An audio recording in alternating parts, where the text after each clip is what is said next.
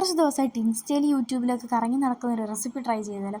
അതിനായിട്ട് ഒന്നല്ല അല്ല 2 പഴം എടുക്കുക. അതിൻ്റെ തൊലിയൊക്കെ കളഞ്ഞെടുത്തിട്ട് അതൊന്ന് കട്ട് ചെയ്തെടുക്കണം. എന്നിട്ട് നമുക്ക് ഇത് ആക്ച്വലി റമ്മൊക്കെ വെച്ചിട്ടാണ് ചെയ്യുന്നത് റിയൽ റെസിപ്പി.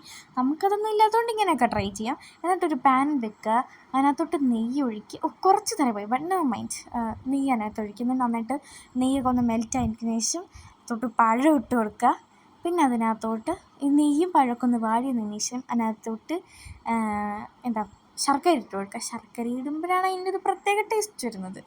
ശർക്കരയൊക്കെ ഇട്ട് കൊടുത്ത് അവർ രണ്ടുപേരും ഒന്ന് ഇങ്ങനെ മെൽറ്റ് സെറ്റായി വരുമ്പോഴത്തേക്കിനും അതിനകത്തോട്ട് തേങ്ങ നല്ല വിതറിയിട്ട് കൊടുക്കുക. എന്നാൽ തേങ്ങ ഇട്ട് കൊടുത്ത് ഈ ശർക്കരയും പഴവും തേങ്ങയൊക്കെ നന്നായിട്ടൊന്ന് സെറ്റായി വരണം. അവർ മൂന്നേരം സെറ്റായി കഴിഞ്ഞാൽ നമുക്ക് കുറച്ച് അണ്ടിപ്പരിപ്പ് ഇങ്ങനെ കട്ട് ചെയ്തിട്ട് കൊടുക്കാം.